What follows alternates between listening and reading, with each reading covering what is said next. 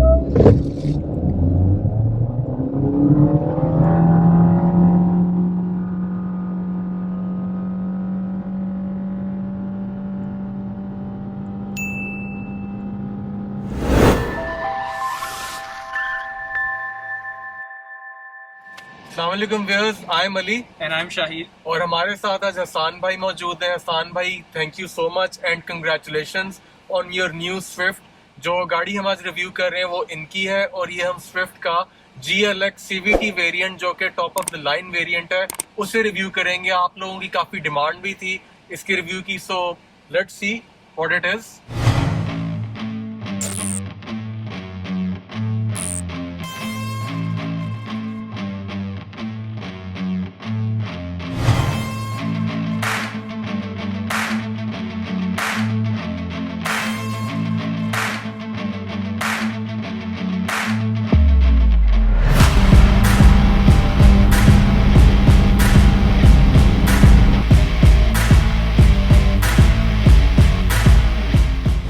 सबसे पहली चीज मैं आपको बताऊंगा, मेरा गाड़ी के अंदर ड्राइविंग सीट पे बैठ के जो इम्प्रेशन आया है दैट इज एब्सोल्युटली अमेजिंग।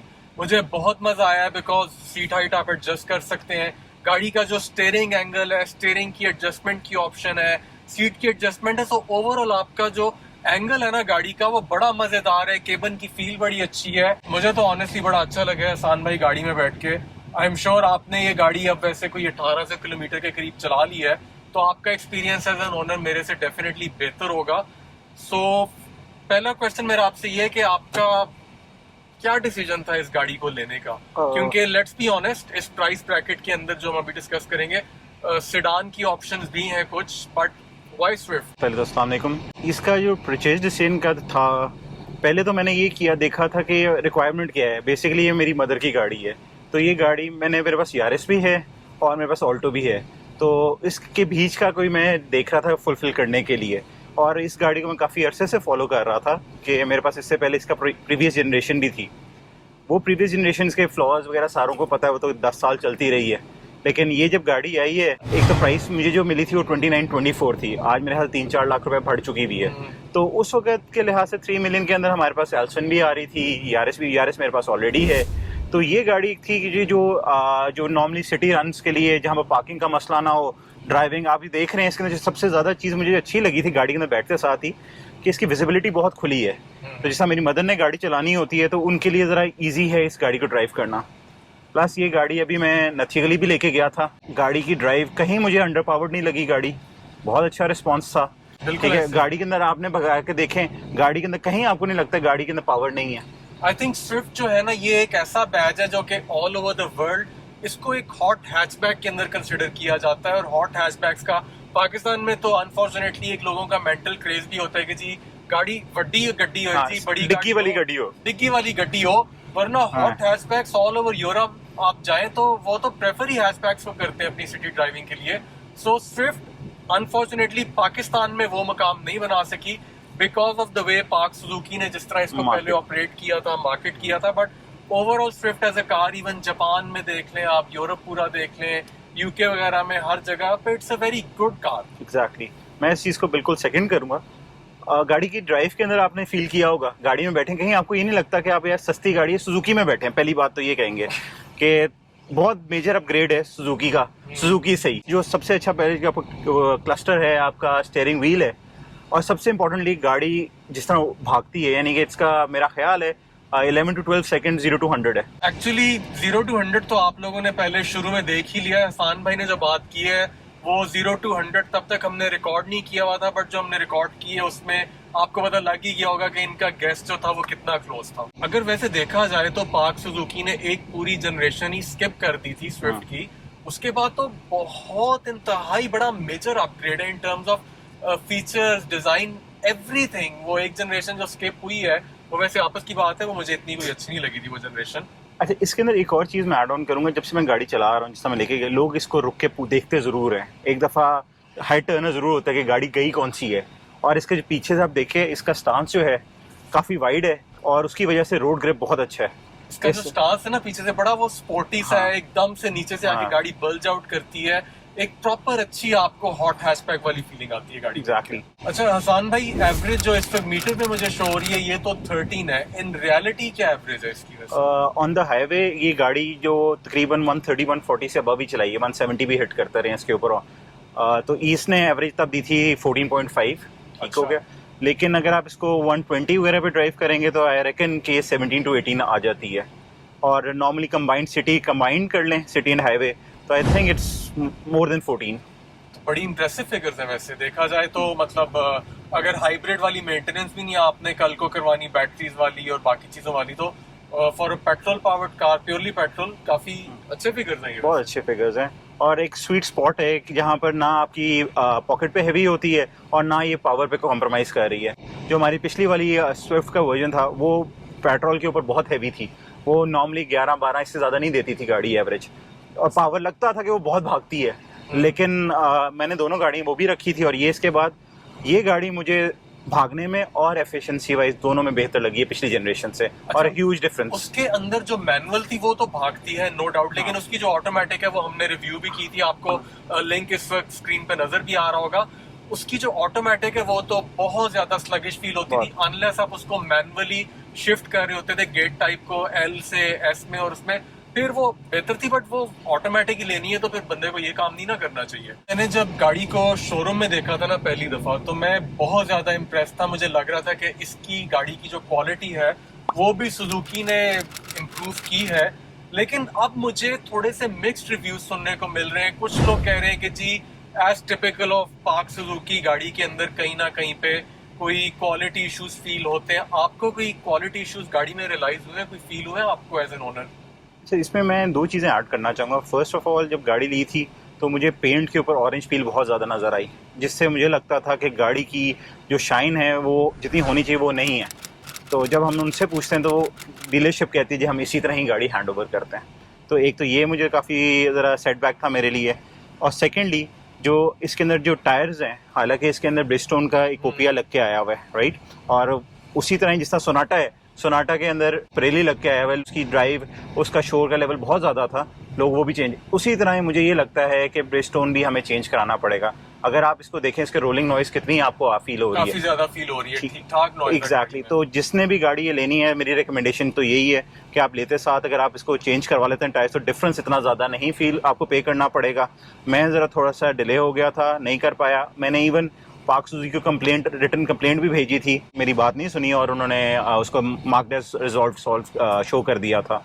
इससे थोड़ा सा मैं अनॉयड था, लेकिन ओवरऑल गाड़ी का एक्सपीरियंस, गाड़ी बहुत अच्छी है। मैं ऑनेस्टली कहूँ कि हाँ दोबारा मुझे परचेज करनी पड़े तो I definitely buy this car again. Well, मैं तो इसका जवाब एंड में जाके दूंगा। एक्सपीरियंस होता है रिव्यू का, वो मैंने भी लेना होता है गाड़ी का, और शाहील ने भी अपने कमेंट्स देने होते हैं। तो आई थिंक शाहील आपको भी गाड़ी एक्सपीरियंस करनी चाहिए। मैं पार्क करता हूँ, आप आगे आ जाओ आप। सो व्यूअर्स, अब मैं ड्राइविंग सीट पे हूँ और सबसे पहले मैं बात करना चाहूँगा जो मेरा पीछे का एक्सपीरियंस था। अब एज अ रेयर पैसेंजर मैंने जो कुछ चीज़ें नोटिस की हैं वो ये कि एक तो इसके साइड पे पैडिंग नहीं दी गई डोर पैनल के, तो ये थोड़ी सी कॉस्ट कटिंग की गई है। और दूसरी चीज़ ये कि जहाँ तक लेग रूम है वो मेरे ख्याल से तो काफ़ी इम्प्रूव्ड है पिछली स्विफ्ट के मुकाबले में। हेडरूम भी बहुत अच्छा है। एज यू गाइज नो कि हमारी जो हाइट है दोनों की, दैट्स अराउंड 5'10", 5'11", तो दो अडल्ट्स के लिए ऑफ द सेम हाइट कोई इशू नहीं होगा, ना ही लेग रूम में और ना ही हेडरूम में। अच्छा, अब जब मैंने गाड़ी को ड्राइव करना शुरू किया है, भाई पहली चीज़ तो ये कि इस टाइम पे आउटसाइड टेम्परेचर इज़ 46 डिग्रीज और एसी की परफॉर्मेंस से स्टार्ट करते हैं। सो फार सो गुड। हमने इसको बिल्कुल इस टाइम पे लो पे चलाया हुआ है। जितनी भी गाड़ियाँ वैसे आज चलाई हैं सबका एसी बिल्कुल लो पे रखते हैं, कोई ऐसा मसला फील नहीं हो रहा। कूलिंग भी अच्छी है, जो फैन की थ्रो है वो भी बहुत जबरदस्त है। What do you think? I exactly think the same thing कि फैन की थ्रो डिसअपॉइंटिंग बिल्कुल भी नहीं है।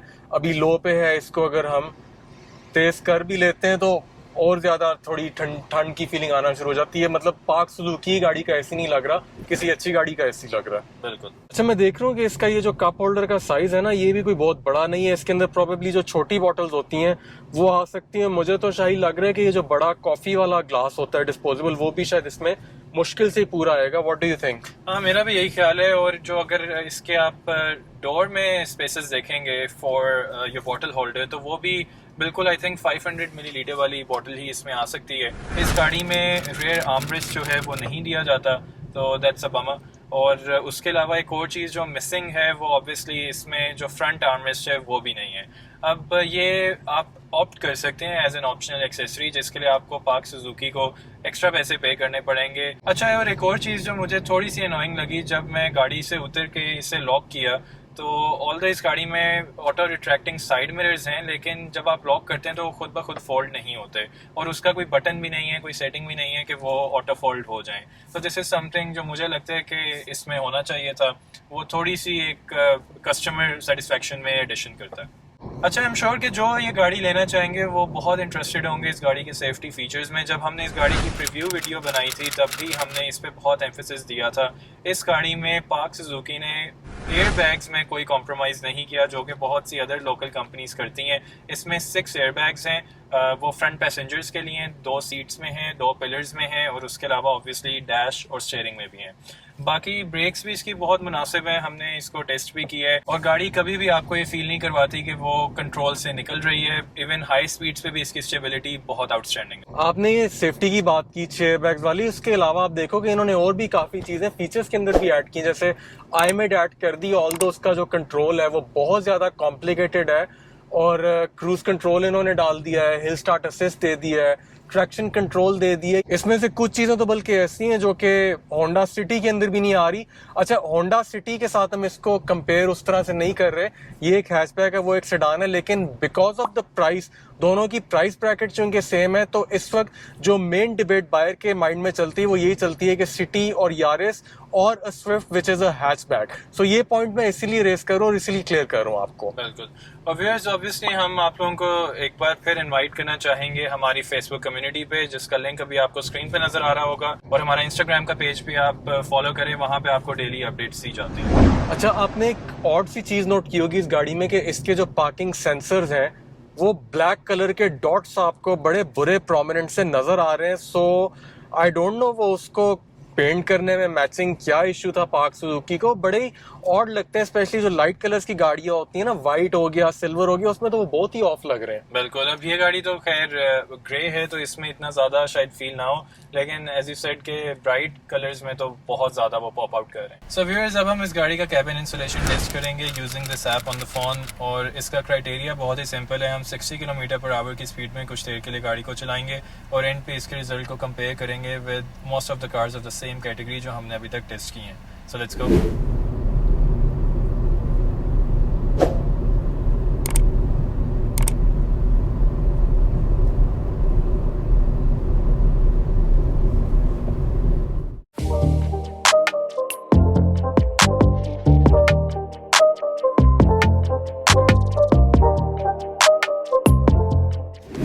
जी, तो अब पीओवी ड्राइव पे चलते हैं। ये इसकी चाबी है जो कि थोड़ी सी डिसअपॉइंटिंग है, बिल्कुल ही प्लेन मैट ब्लैक फिनिश के अंदर है। इसके ऊपर लॉक और अनलॉक का बटन है। इस गाड़ी के अंदर इलेक्ट्रॉनिक टेलगेट ऑफ कोर्स नहीं है और ये इसका पुश स्टार्ट है। गाड़ी में क्लाइमेट कंट्रोल ऐड हो गया, ऑल्दो इस जगह के ऊपर कोई नॉब नहीं है, सो थोड़ा सा वियर्ड है कि आप टेम्परेचर सेटिंग के लिए यहाँ जाना चाहते हैं तो यहाँ पे there is a blank space. ये इसका इंफोटेनमेंट यूनिट है और गाड़ी का जो रिवर्स कैमरा है उसकी क्वालिटी कोई बहुत अच्छी नहीं है, बस गुजारा है, ठीक है, मुनासिब है।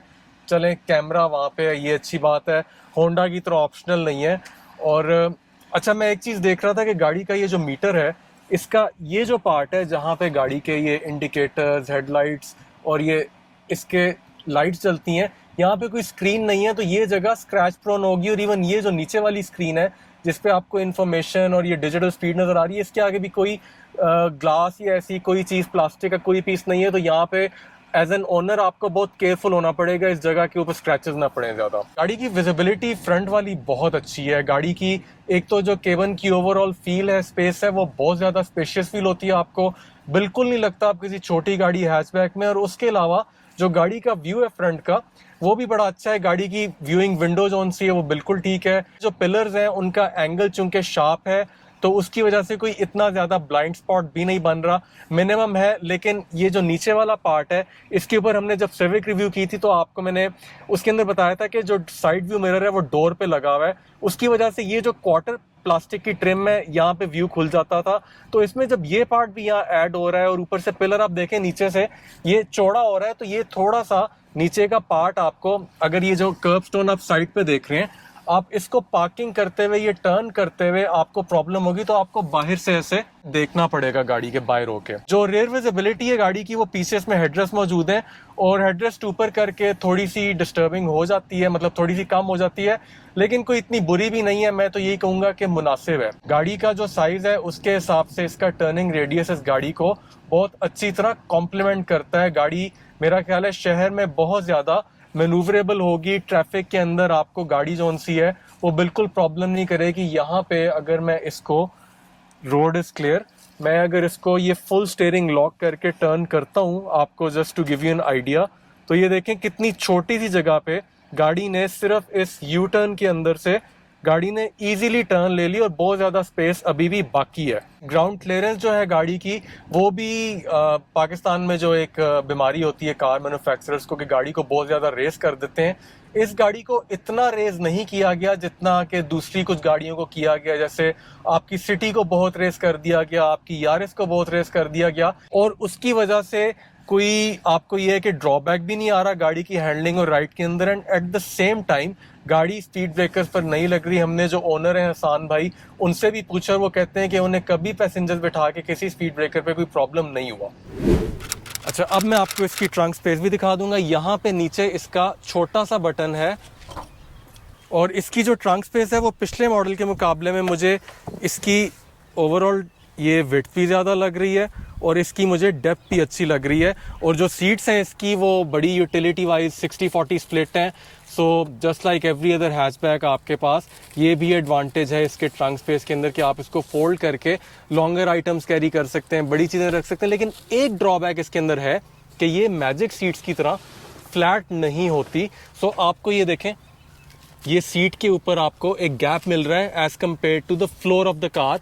सो आपको यहाँ पे कोई चीज़ पूरी रखनी है तो उसमें प्रॉब्लम होगी। ये फ्लैट फ्लोर नहीं मिल रहा, ये हम्प मिल रहा है आपको यहाँ पे। और एक चीज़ जो मैंने अभी ट्रंक खोल के ऑब्जर्व की है वो डिसअपॉइंटिंग, ये देखें इतना इसका ये जो जॉइंट की फिनिशिंग है कितनी अजीब और वियर्ड सी है। मतलब बड़ी बुरी फीलिंग आई है गाड़ी की डिग्गी खोल के। और ये भी जो हिंजेस वाली फिनिशिंग है वो ठीक है, सुजुकी ने कोशिश तो शायद की इम्प्रूव करने की, लेकिन अभी भी कुछ जगह पे वो फील होता है कि कसर रह गई है। तो अब इसका इंजन बे भी देख लेते हैं। थोड़ी सी डिसअपॉइंटमेंट हुई गाड़ी के इंजन बे देख के। सबसे पहली चीज़ ये कि नीचे इसके कोई शील्ड नहीं है। सो यहाँ से कोई रॉक्स, गन, बला कोई भी चीज़ जो लगेगी वो गाड़ी के ऊपर आके कोई ना कोई डैमेज ज़रूर कर सकती है। एंड ज़ाहिर है कॉस्ट आपको पे करनी पड़ेगी उसकी रिप्लेसमेंट की। और ये जो जगह है ये सारा एक्सपोज्ड है। इसके ऊपर इन्होंने खैर ये साइन तो दे दिए कि हाथ ना लगाएं, बट दिस इज, इसके ऊपर कोई कवर होना चाहिए। सो व्यूअर्स, सिंस हमने इस गाड़ी को बहुत डिटेल में रिव्यू किया है तो इट्स अबाउट टाइम कि हम आपके साथ अपना जो फाइनल कंक्लूजन है और वर्डिक्ट उसे शेयर करें। एज यूजुअल अली, क्या ख्याल है? शाहिल, मैं पर्सनली अगर अपनी रिक्वायरमेंट को देखूं तो absolutely an amazing car, because मैं डेली बेसिस पे सिर्फ अकेला अगर एक गाड़ी को लेके कम्यूट करना चाहता हूं तो डेफिनेटली इस गाड़ी को मैं पिक करूंगा over a Yaris, over a City, over an Elvin, everything. Because इसके अंदर जो एक फील है ना वो उन सबसे बहुत बेहतर है। उनकी फील एक तो बोरिंग है, सेकेंडली फीचर्स का फर्क है, फीचर्स उन गाड़ियों में कम है। अगर आपको एक फैमिली कार चाहिए, आपको डिग्गी जोन सी है वो बहुत ज़रूरी चाहिए, तो फिर डेफिनेटली ये गाड़ी आप लेने का शायद नहीं सोच रहे होंगे। लेकिन अगर ट्रंक की रिक्वायरमेंट नहीं है तो I think definitely I'll end up buying a Swift. मेरा वैसे एक छोटा सा कंसर्न है रिगार्डिंग द प्राइसिंग। अब जब ये गाड़ी लॉन्च हुई थी and as we said in the preview video के उस टाइम पे मेरे ख्याल से 29 लाख के राउंड अबाउट थी और बहुत अच्छी वो वैल्यू फॉर मनी बन रही थी। अब पाक सुजुकी ने इसकी कीमत में अबाउट 3 लाख का इजाफा किया है और उसके बाद अब इसमें अगेन कंपटीशन थोड़ा सा ज़्यादा आ जाता है। पाकिस्तानी मार्केट में एक परसेप्शन भी है कि डिक्की वाली गाड़ी हो, तो उन सारी चीज़ों को देखते हुए मुझे लगता है कि इससे आप अगर डिफरेंट चीज़ों को, डिफरेंट गाड़ियों को इसी प्राइस रेंज में अगर आप देखना चाहें तो उन्हें ज़रूर कंसिडर करें। तो मेरा जो वर्डिक्ट होगा वो ये होगा, इसे कंसिडर करें, लेकिन लेने से पहले आपके पास यूज्ड मार्केट में बहुत अच्छी इस प्राइस रेंज में ऑप्शंस आ जाती हैं। न्यू कार्स में भी आपके पास टोयोटा और होंडा की गाड़ियाँ मौजूद हैं। आई थिंक प्राइमरीली जो बात मैंने की थी आपने भी मोर और लेस वही की है कि हैचबैक और सेडान, ये फैसला आपने करना है। लेकिन इवन सेडान्स के अंदर भी अगर आप यारिस को याद करो तो यारिस की जो ओवरऑल केबिन स्पेस थी ना, वो इससे काफ़ी कंजेस्टेड और क्लॉस्ट्रोफोबिक फील हो रही थी। स्पेशली जो पिछली सीट्स थी उसमें तो मेरा ख्याल है 3 बंदे नहीं बैठ सकते थे, लेकिन इसमें 3 बंदे यारिस से ज्यादा कंफर्टेबल होकर बैठ सकते हैं, ये तो मुझे नजर आ रहा है। सो व्यूअर्स, ये था हमारा स्विफ्ट का रिव्यू। आप भी अपनी ओपिनियन कमेंट्स में शेयर करें। होप आपको ये अच्छा लगा होगा और आपको हेल्प मिलेगी इससे। Till next review, take care, अल्लाह हाफिज। अल्लाह हाफिज।